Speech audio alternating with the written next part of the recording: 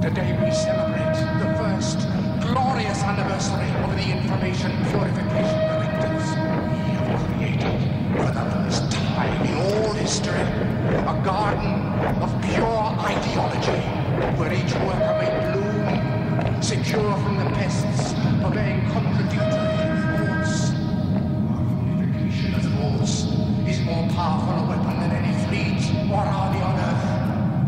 We are one people, with one will, one resolve, one cause.